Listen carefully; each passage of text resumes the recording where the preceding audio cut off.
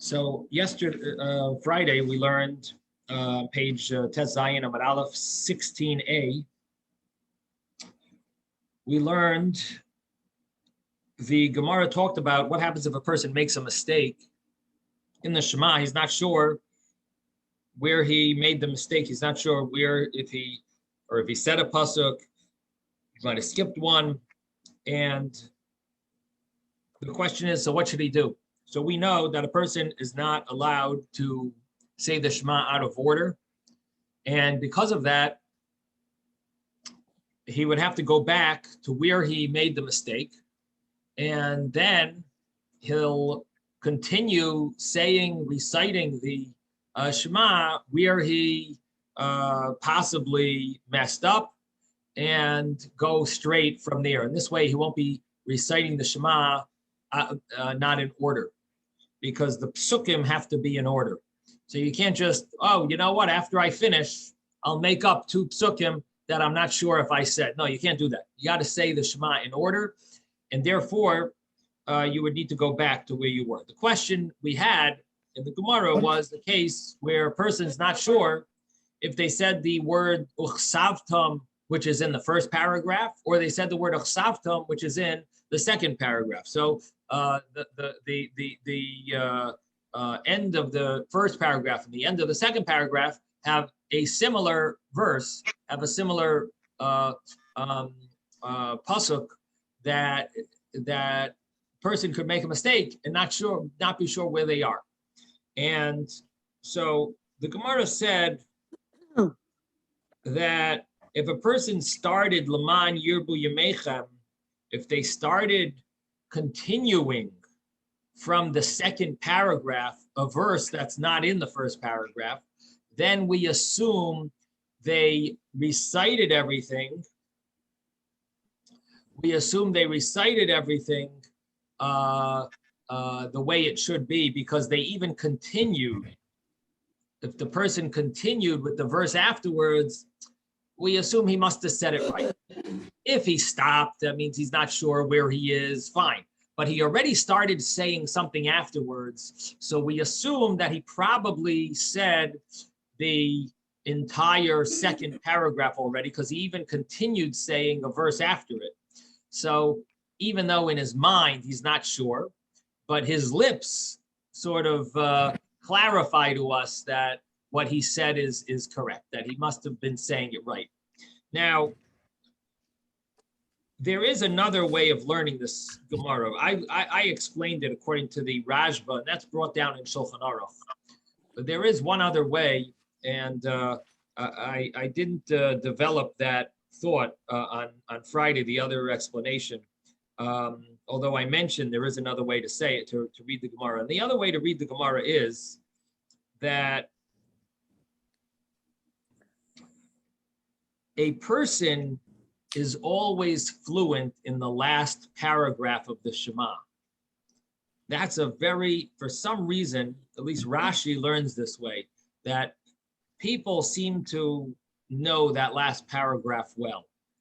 So if a person's not sure if they said a verse in the last paragraph, we always assume they said it, because the last paragraph, it was shagur b'fi, is shagur b'fi b'fiv. It's fluent in people's mouths.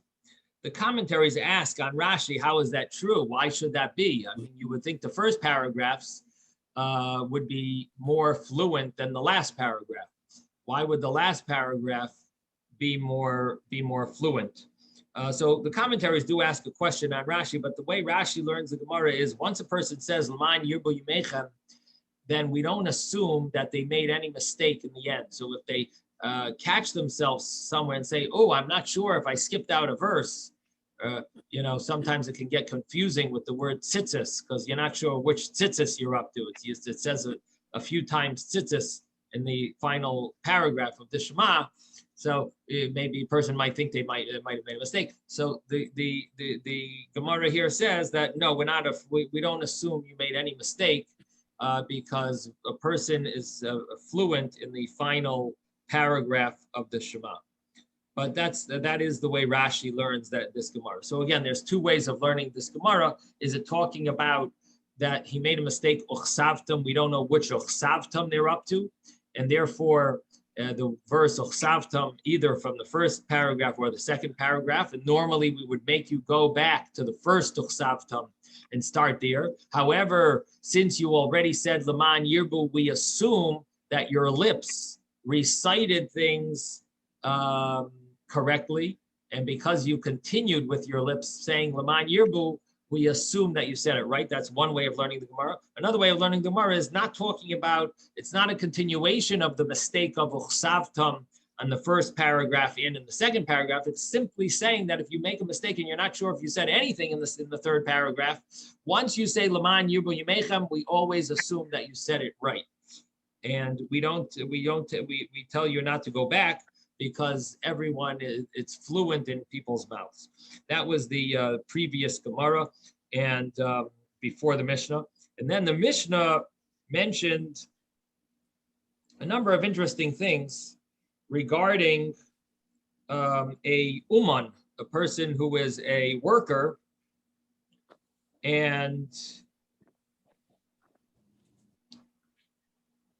or a craftsman.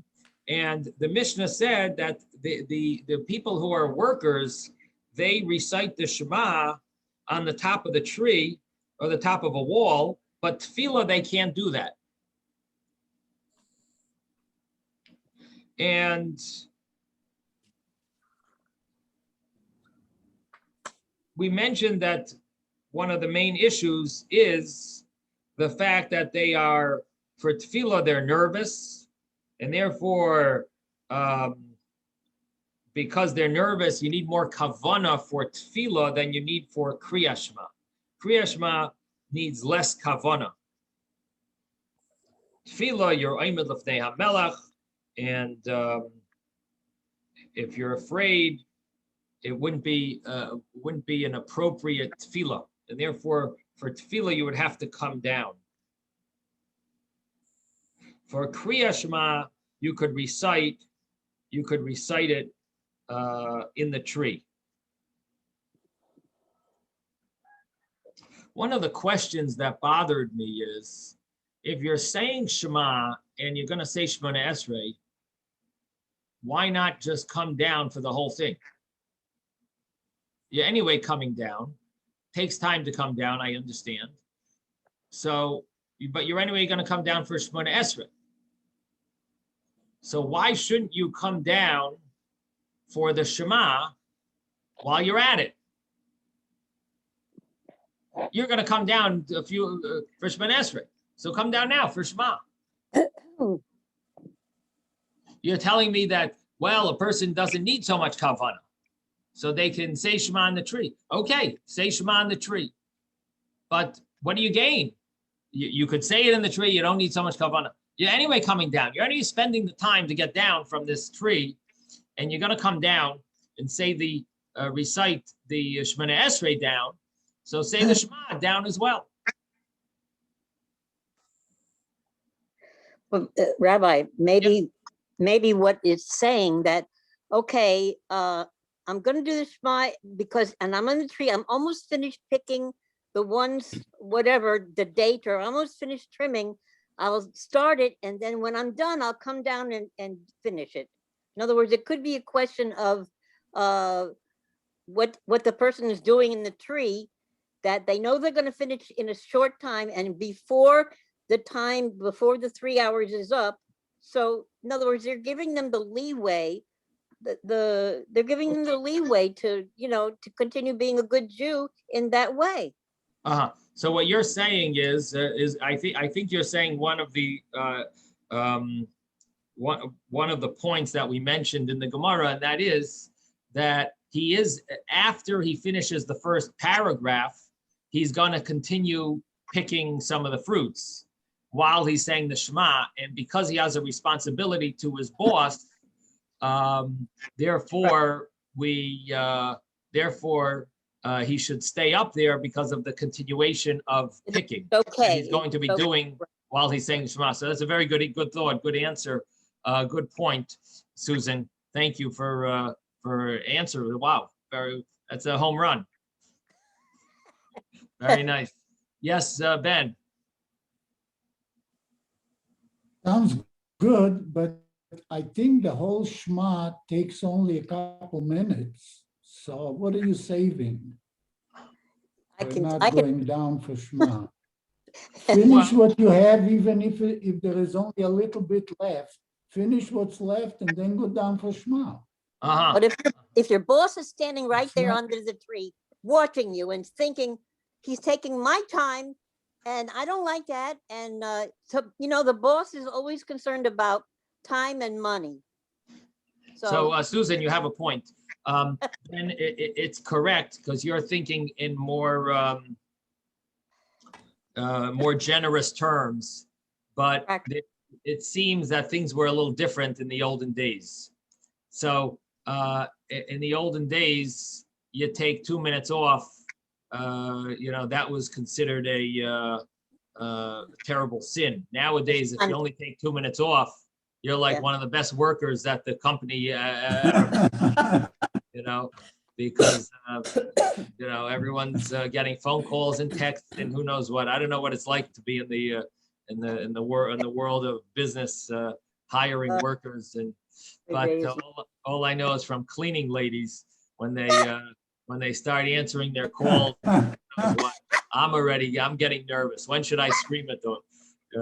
So I think there's a difference. I better put my phone at home when I go do work for you, right? So I think there's a difference between nowadays. I'm sure there's a difference because we know nowadays you don't have this leniency of work, of saying Shema while you're working. Now, in a certain sense, the whole concept of this Mishnah is a little shocking.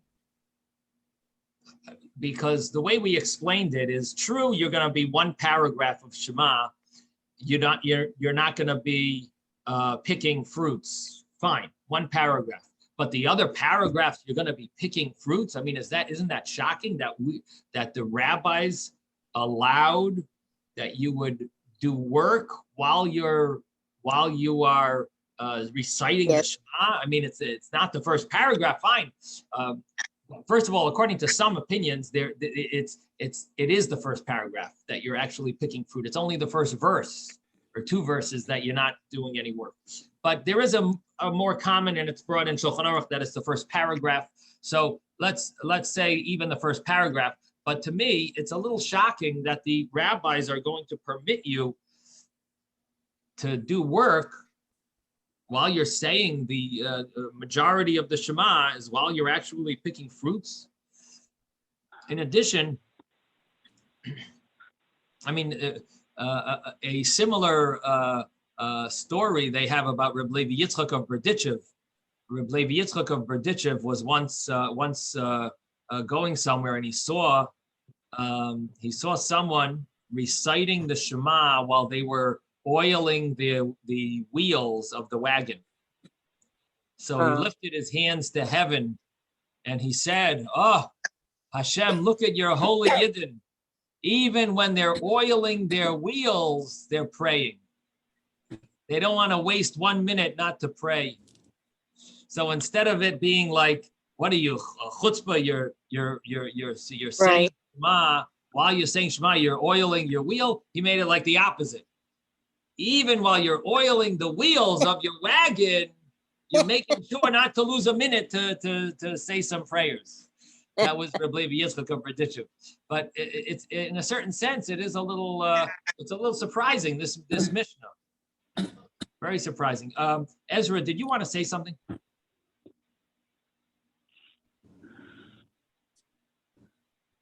Ezra? Oh, well, you're muted. I think from the story that you just gave, it basically shows that no matter what we're doing, this individual was always thinking of Hashem, even when he was doing his work. And that's the reason why the Rav said what he said. But the other aspect in terms of when you're working in a tree, I'm looking at it from a standpoint of balance. It's when you have to stand Shemona Esrei in a tree and not move your feet, etc., while you're trying to balance yourself, that's the reason why I think the rabbis basically said, come down before you break your neck in the service of Hashem. Whereas with the Shema, it's a different story. I mean, you can still move your feet, you know, you have your kavanah, you can do it for the first paragraph or even for the first line, and, you know, you don't put yourself at risk.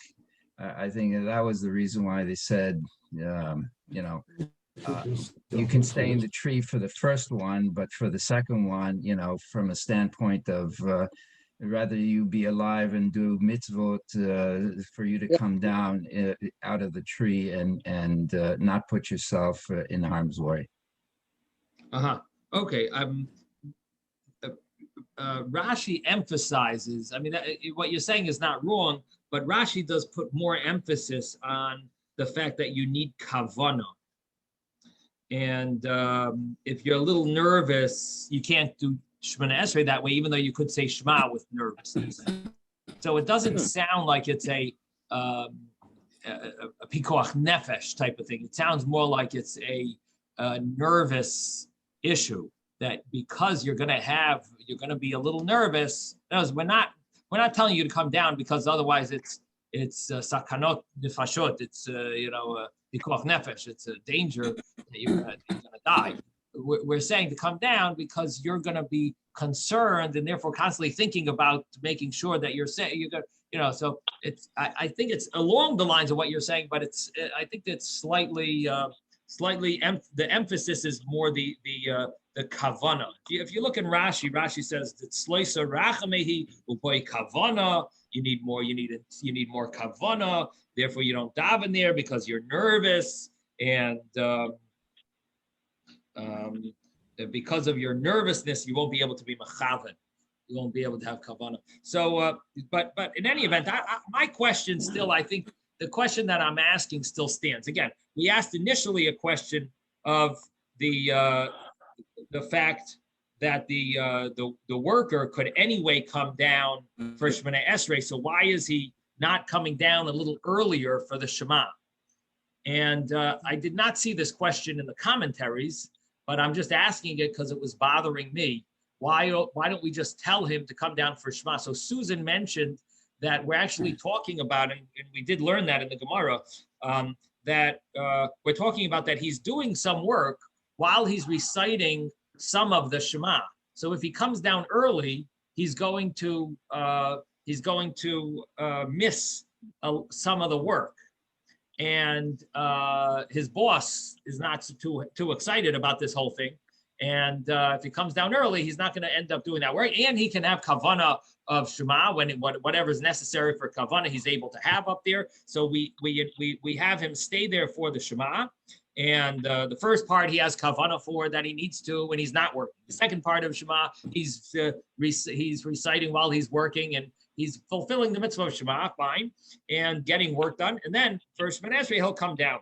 So that's an interesting point. And then I mentioned that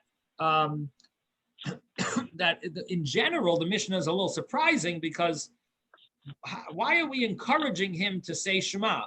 Now, the story with Rav Levi Yitzchak of Berdichev that I just mentioned, the emphasis of the story is that the man was doing a terrible thing. You don't go and say Shema and say, you know what, I'm bored while I'm saying Shema. Let me look at my text messages. I'm saying Shema, let me go and fill up my gas tank. I'm saying Shema, let me go and oil my my wheels while I'm. Why should I waste time saying Shema? Let me go and oil my wheels of my car. So the man was doing something very inappropriate. When you're saying Shema, you say Shema.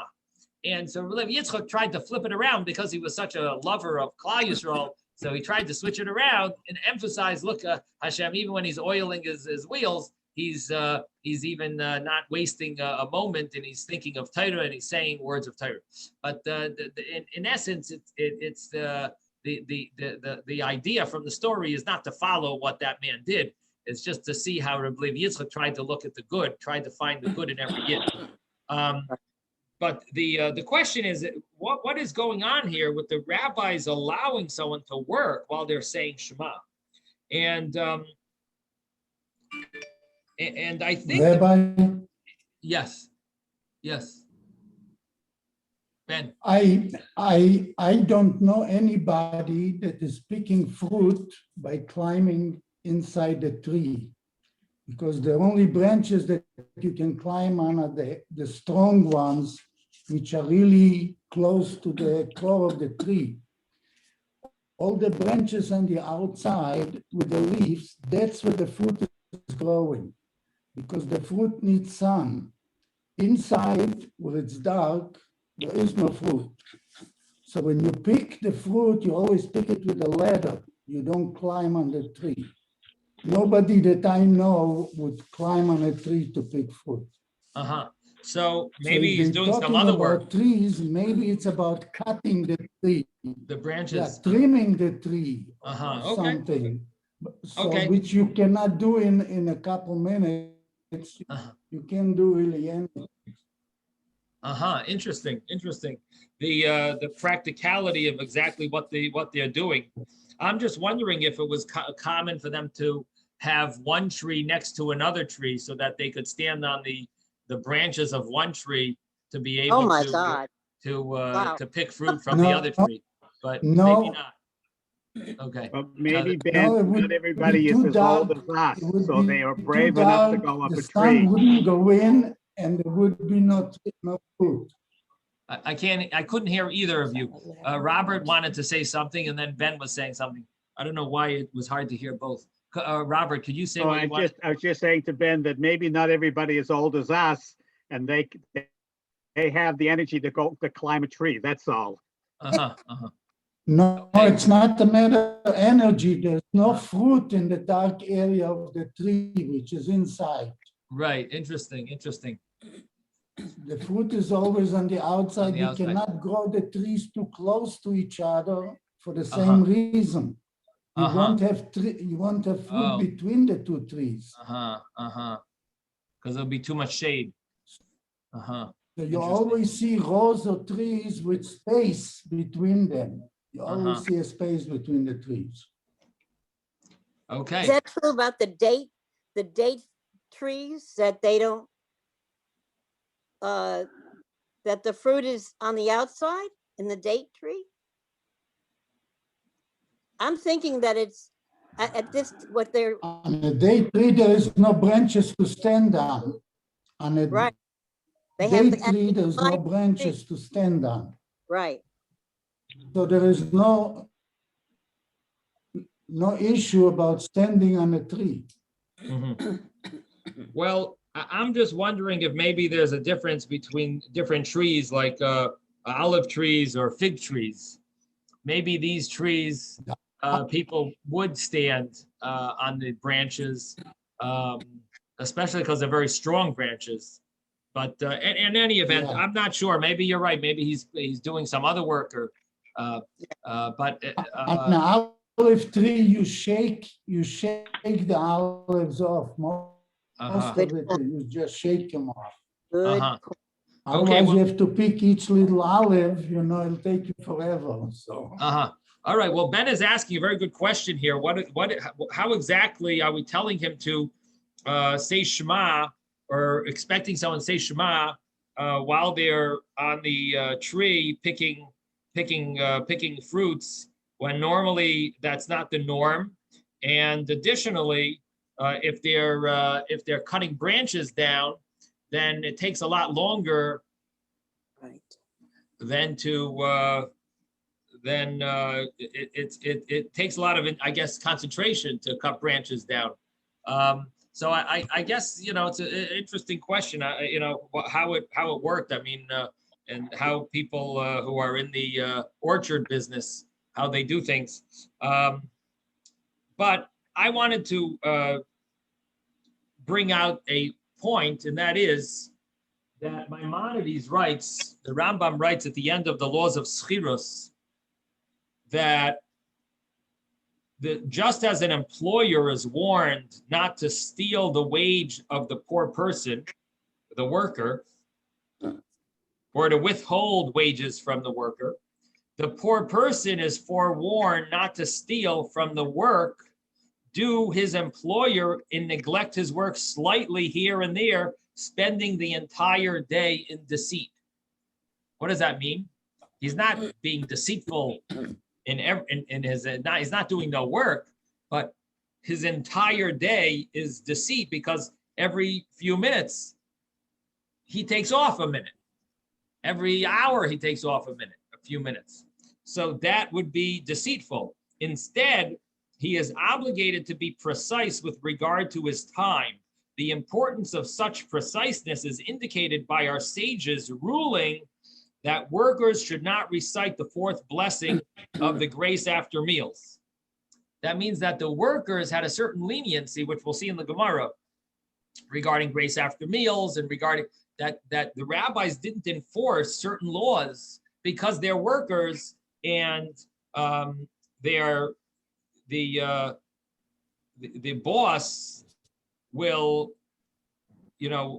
expects them to do a full day's work, and the rabbis felt obligated to be lenient for certain things. For when they established these rules, they established, again, these are rules, rabbinic rules, and they established certain leniencies for a worker.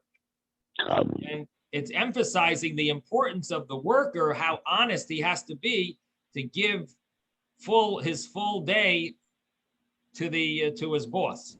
Similarly, a worker is obligated to work with all his strength. Now, there's quantity and quality. So in addition to the quantity of time that he's promised, that he's supposed to work, let's say a full day for his boss. So that's quantity. Then there's also quality. A worker is obligated to work with all his strength. For Jacob, the righteous man, the tzaddik said, I served your father with all my strength. And he was talking about Lavan. He worked for this crook, and yet he worked with all his strength. Therefore, he will be granted a reward even in this world. It says he, as indicated by the pasuk, and the man became very wealthy. By Yifreit Ish Ma'id Ma'id, he became very wealthy. So what we see here is how important it is for a worker to give the their full quantity and quality to the boss, and therefore the rabbis were lenient with regard to certain laws. Now, the other point, I think, another point that's important to mention is that if a Jewish worker works much less than a non-Jewish worker, so then they're going to hire the goyim. So the rabbis maybe felt obligated to make it lenient that the Jewish workers would not miss as much, in order that the Jewish workers would get the position, and they wouldn't just be given to non-Jewish workers.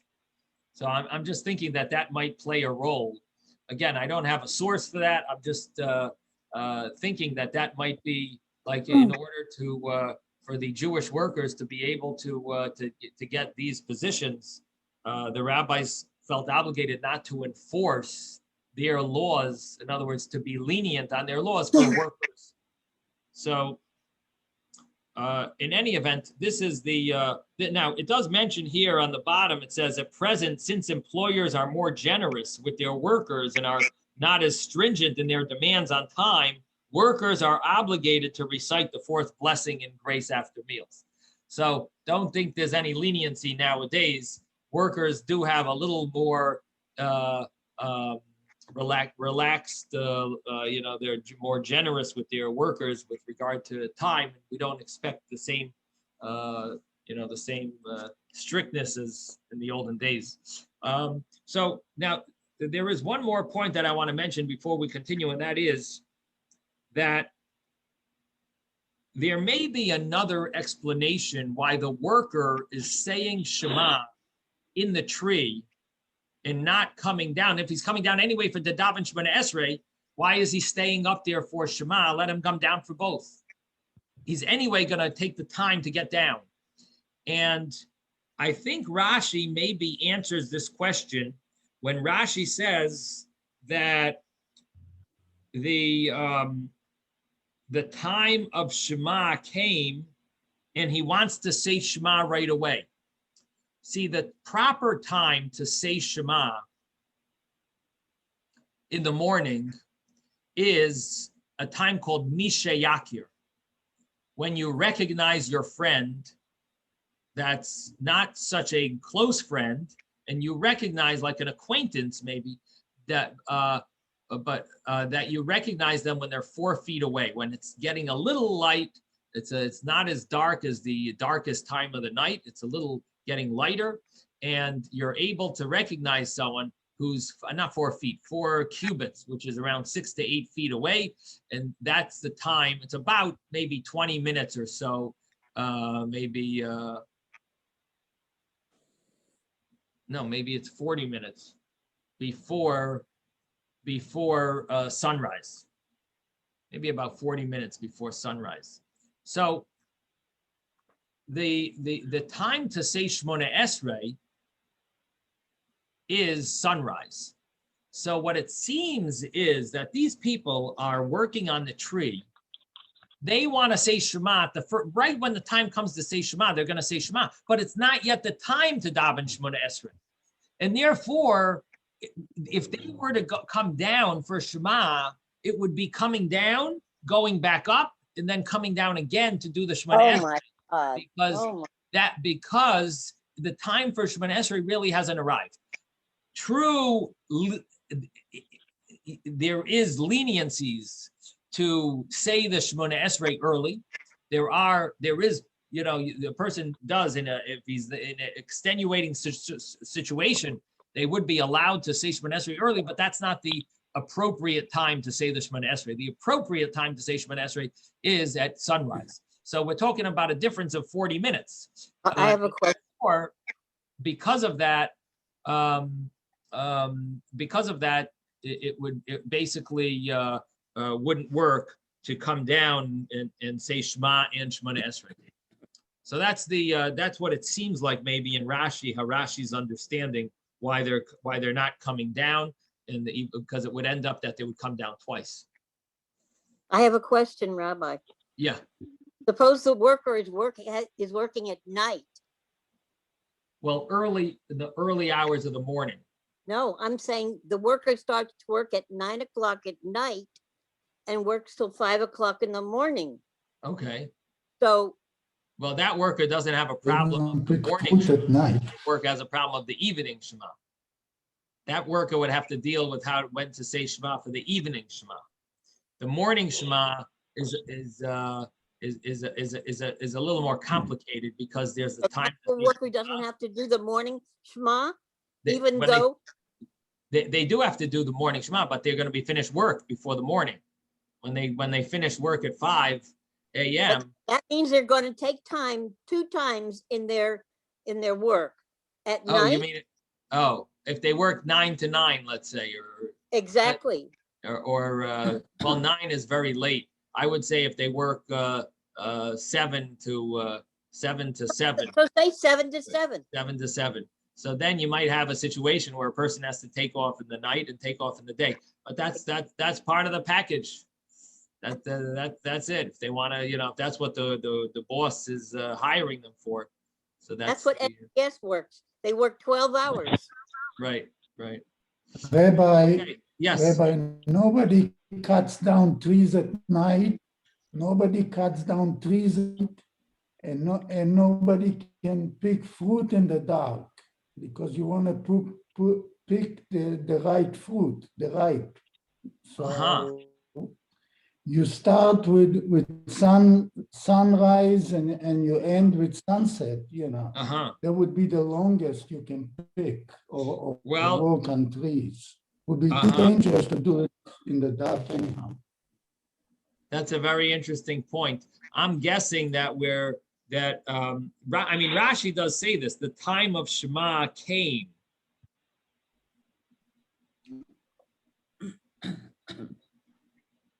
So, unless you want to say we're talking about the night Shema, and the time of Shema at night came. It's not that. Yeah. I mean, that is an interesting way of trying to learn this. Because the interesting thing is the next part of the Mishnah also talks about the night Shema. The chassan is exempt from the night Shema. So according to the way you're thinking, maybe if we translate it to mean the night Shema, so the workers would say the night Shema up on the tree because they're going to get a little more work done before they get to Shemona Esrei, and then they'll come down for Shemona Esrei, finish the day's work. They just want to finish working a little more before they retire. Yeah. And then you could say it's talking about the night Shema. That's a very interesting answer. I don't know if that's your intent to say, but according to your questions, I'm coming up with that idea that maybe we'll talk about the night Shema. And It's a your question. combination, I guess, between me and you. It's what? A combination. Okay. We'll both take credit. But that's an interesting It's thought a because combination between both of us.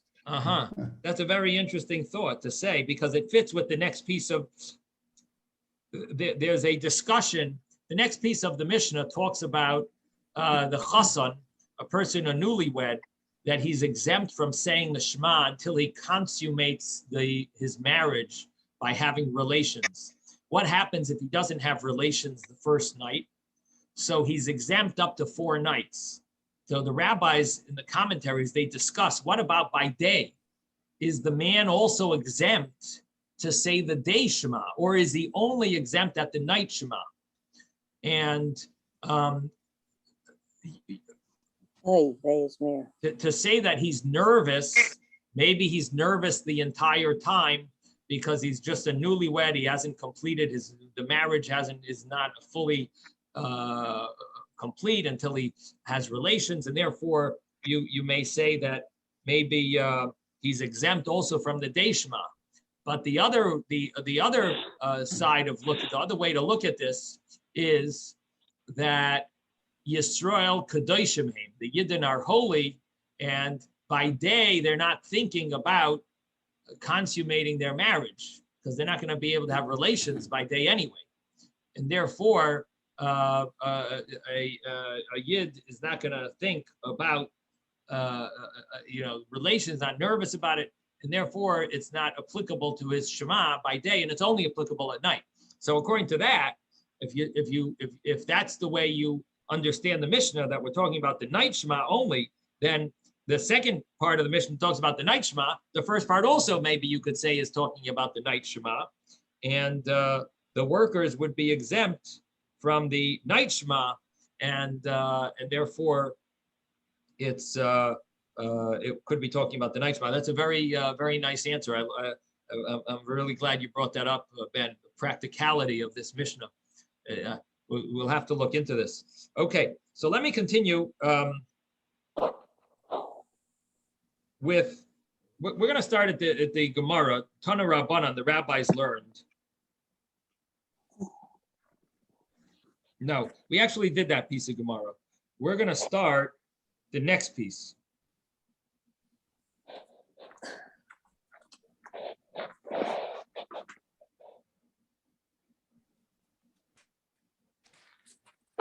Tana Rabbanan, the rabbis learned.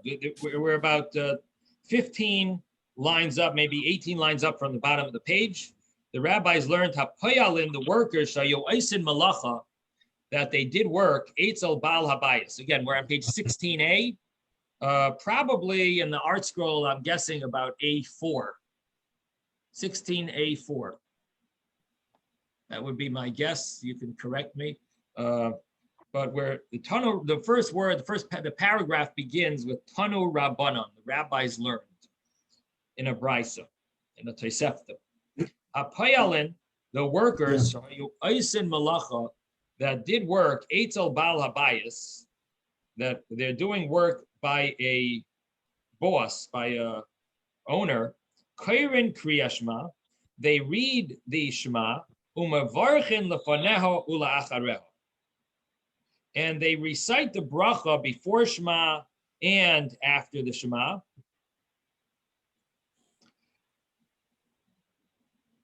V'oichlin piton, and they eat their bread. And there's a question of how to read these words.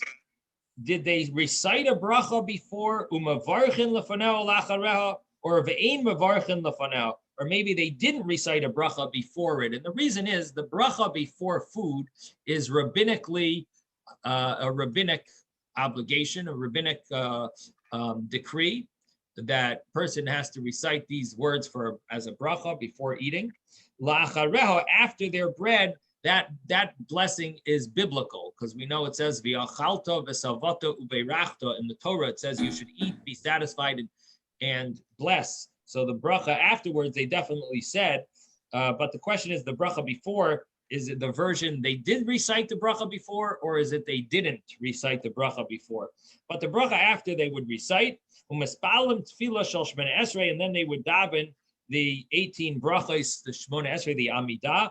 Aval ein yardin lefnei hateva, but they do not lead the service. They don't arrange like a minyan where they have someone leading the service. Ve'ein noisin kapeim, and they don't do, the kohanim don't bless the congregation, because again, we're talking about workers that are limited with their time, and it's the time of the balabayas. And so if you want to give your own time to daven, that's fine. But if you're on the balabayas's,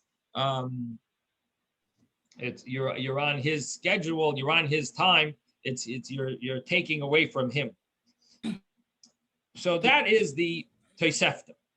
And then the Gemara asks, what does this mean, this Tosefta? V'hatanya, we learned in a brisa that you don't daven the 18 brachos.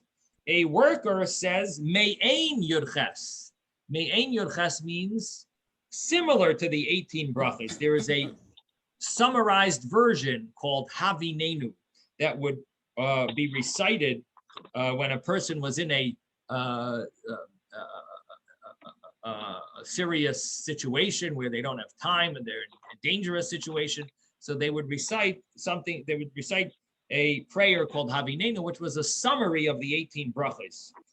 And so do the workers recite the entire 18 brachos? The Tosefta says the entire 18 brachos. A brisa, another brisa says, me'ein yurches, the summarized version of the 18 brachos. Amar Rav Sheshes like Kasha, Rav Sheshes says this is not a question because there's two opinions how much a person's supposed to daven. One rabbi says you daven 18 brachos every day. The other rabbi says you're supposed to say the me'ein yurches, which is the summarized version. Rabbi Gamliel, Rabbi Yoshua. Rabbi Yoshua says you only do a summarized version. So the Gemara says if it's Rabbi Yoshua, my area payalim afilu kol adam nami. Why would we mention that the worker says 18? It says the summarized version. Rabbi Yoshua says everyone says a summarized version. So if we're talking about a worker and we're saying the worker says a summarized version, it must be that Rabbi Gamliel, who says that normally everyone is supposed to recite all 18 brachas in their full form, but a worker has a leniency to say a summarized version. It can't fit with Rabbi Yehoshua, who says everyone says a summarized version. Then why are we mentioning that a worker is exempt and says only a summarized version? So the Gemara asks, how could you say that it's Rabbi Yehoshua? Rabbi Yehoshua, my area pilot. Why is it talking about workers? Everyone is exempt from saying the full version. We all say a summarized version. That was Rabbi Yeshua's opinion. Ella rather, Idi v'Idi Rav Gamliel v'lei Kasha. Both the Tosefta and the Brisa follow the view of Rabbi Gamliel, but it's not a question. There are two types of workers. There's a worker that gets paid, and there's a worker that gets benefits. He gets a meal. When you're a worker that gets paid, you have to give more time. You're getting more, you got to give more. When you're a worker that just gets benefits, but you don't get paid, so you are exempt from, you don't have to give your boss so much of your time. You can spend some time davening, you can spend some, you're a little less subjugated to your boss. And so there's a difference. Like Kasha, Kan ba'osin b'schar, and here they are working for a reward to get paid. Kan ba'osin b'sudas, and here they're working just to get a meal. So if you work to get a meal, you don't have to give as much time to your boss. You're allowed to daven a little longer. So therefore, you could say the entire Shemona Esrei. If you're getting paid, then you only say a summarized version. V'hatanya, and we see, and there's a brisa that says similar to this, Hapayalin Shayun Oisin Malach, it's about bias. The workers that do work by their boss, Kairin Kriyashma Maspalin, they say Shema, they daven, Va'ichlin Piton, they eat their bread. They don't say a bracha before it, but they do say a bracha afterwards, and they say two blessings afterwards. Shtayim Ketzad, how is that? Bracha Rishayna Kitikuna, the first bracha of Berchas Hamazon, grace after meals, they say properly. The first blessing of grace after meals, they say completely. Shniya, the second one, Pesach Berchas Haaretz, they start it right. They start it, but they include in it V'kailan b'nei Yerushalayim b'berachas haaretz. They include the third bracha and the second bracha together, and it doesn't say that they say the fourth bracha, because as we saw in the Rambam, they actually skip the fourth bracha, and even the second and third they do a summarized version. They do a combination. Now in the Brisa continues and it says, when does this apply? That they recite the entire Shemona Esrei. When they're getting paid, when is it that they recite the bracha, a summarized version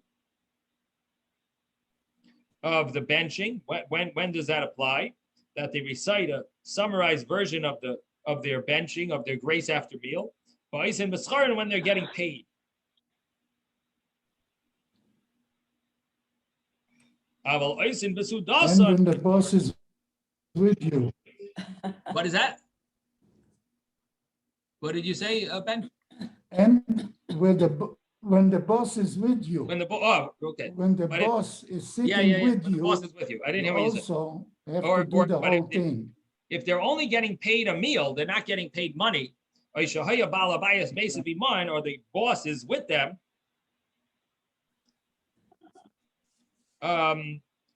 If their boss is with them, mevarchin kitikuna, they say the grace after meals as established, as the mitzvah is to say it. So this is the brisa that we see that there's a difference between if they get paid or if they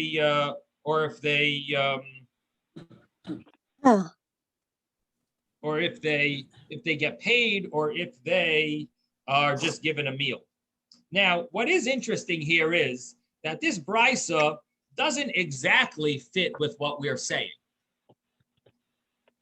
But what we see from the brisa is that there's a difference between getting paid money and getting a meal.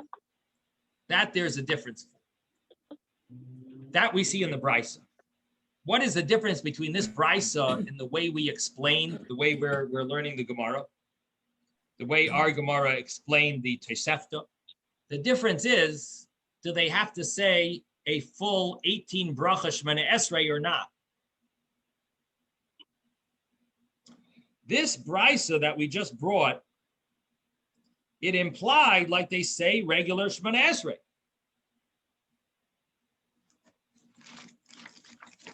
And this is on page 46 of the Gemara. It brings this down.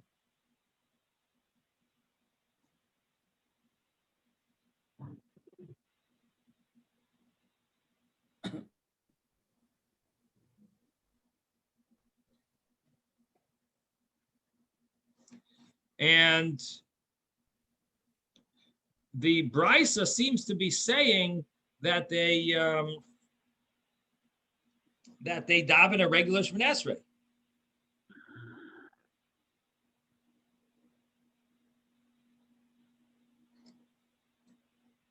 So the point is that what we see here is that there is a difference between getting paid and working just for just for a meal.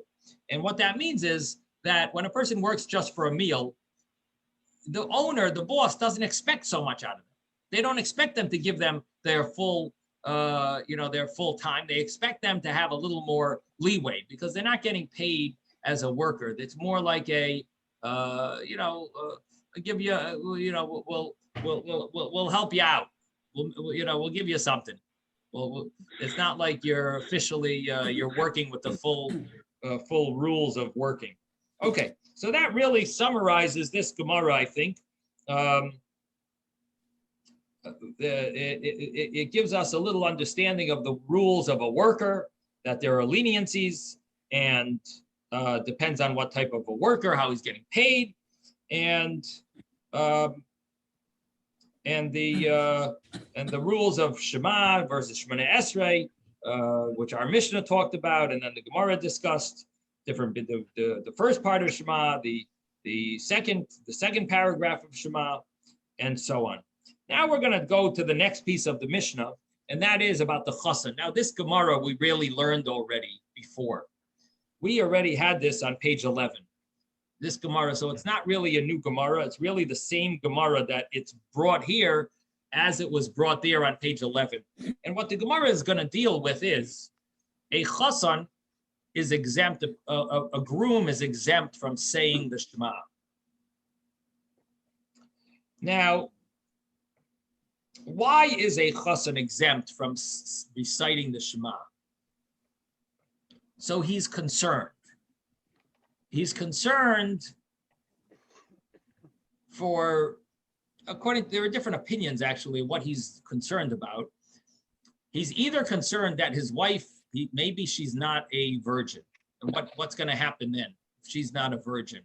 And he's assuming that she was, and he's nervous that maybe she had relations after their initial kiddushin, which took place maybe a year ago. Nowadays, we don't do it this way, but in the olden days, they divided the marriage up into two parts. One part of the marriage was called kiddushin, and the other part was called nisuin. Kiddushin is consecrating her to you as a wife, and nisuin is full-fledged marriage. Now, consecrating her as a wife means you're sort of like setting her aside, and she's now prohibited from having relations with any other man. If she has relations with another man after she's consecrated to you, the law is that she is punishable by the death penalty, and he, the man who has relations with her, is punishable with the death penalty because that's called adultery. Even though she's not fully married to you yet, that's called nisuin or chuppah, the canopy. That would be considered we do it all under the canopy. We do the first part and the second part of the marriage. But the official rules of the idea of being under the chuppah together, that's the idea of that is really the second part of marriage called nisuin. But really, after the first part of marriage, where he hands her a ring and he says harei at mikudeshesli, by giving her a ring, she becomes consecrated to him as a wife. Now that part prohibits her from having relations with anyone else. Now, if they get married and he has relations with her and there's no blood from her virginity, that would mean that maybe she had relations with someone else. And then the question would be, did she have relations with someone else after he consecrated her? Oh, geez. Then it would be a marriage where she's a woman who has committed adultery before, and obviously, and he's not allowed to stay married to her if she committed adultery during their marriage. And if she had relations before she was consecrated, that would be a sin, but that wouldn't prohibit them from being married together. And so that's really one of the opinions is what he's nervous about is that she's not a virgin, and that could create numerous problems. And he's concerned about that, not because he suspects her, but just because he's nervous. Another understanding of what he's nervous about is he simply doesn't know.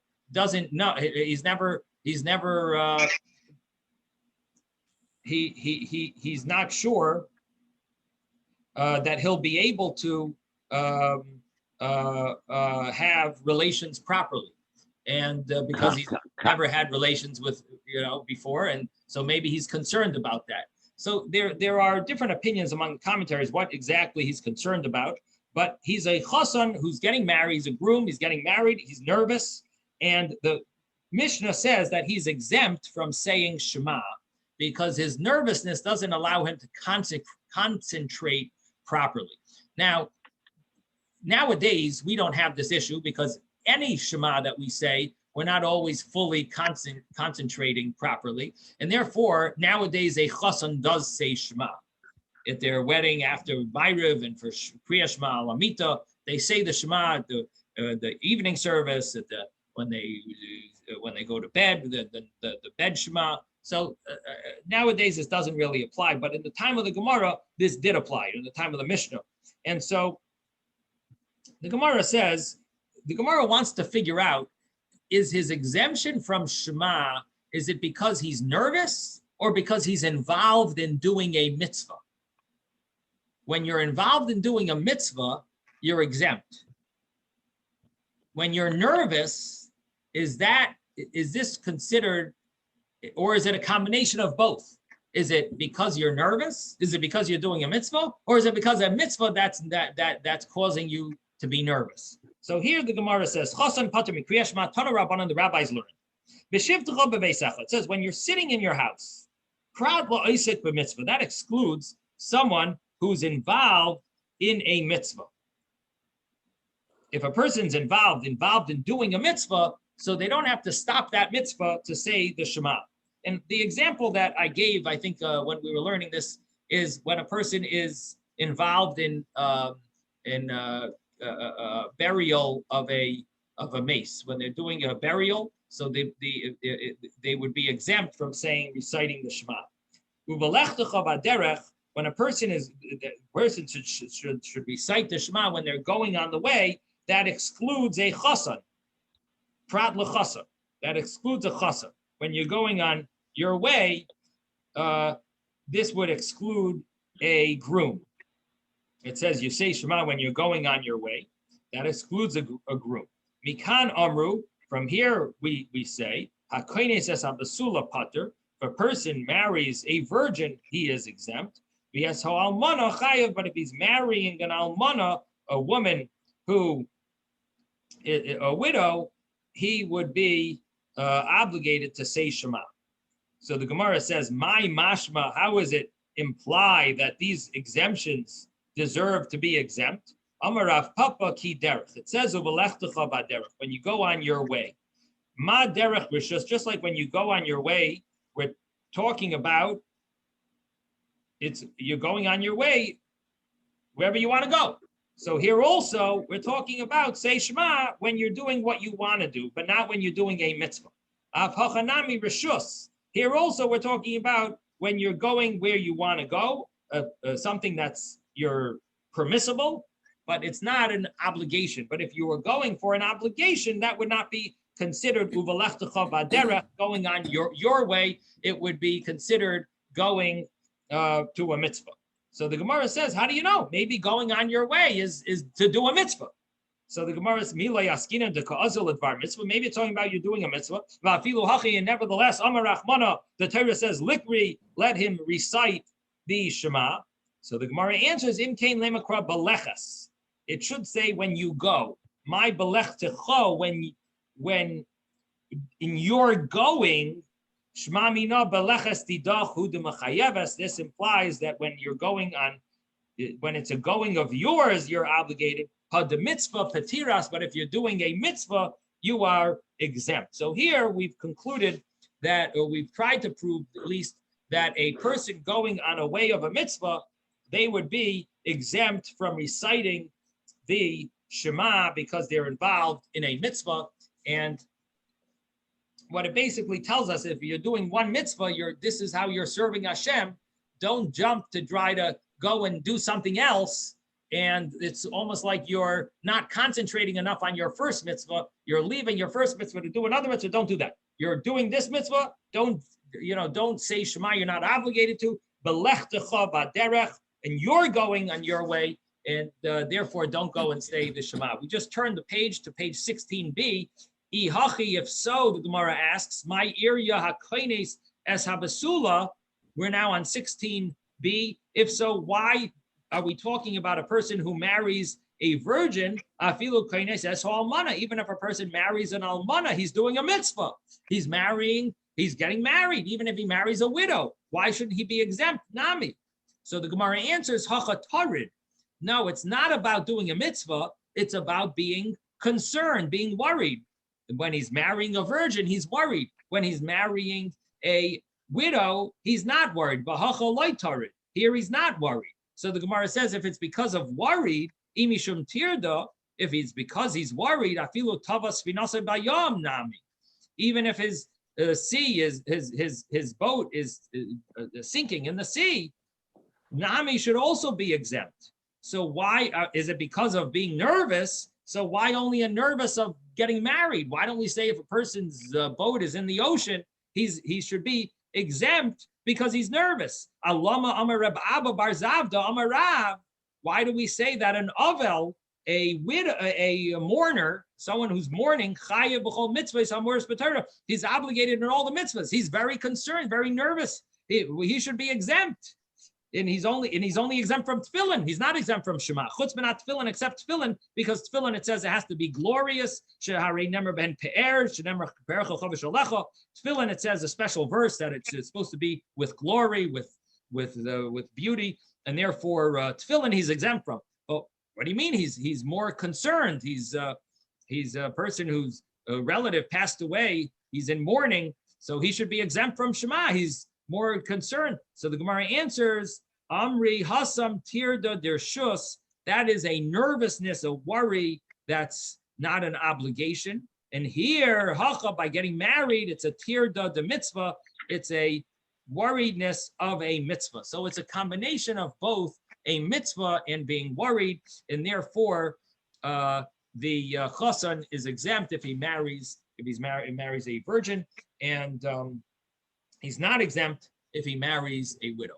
And that really concludes this little piece of Gemara. If anyone has any questions, you're welcome to ask.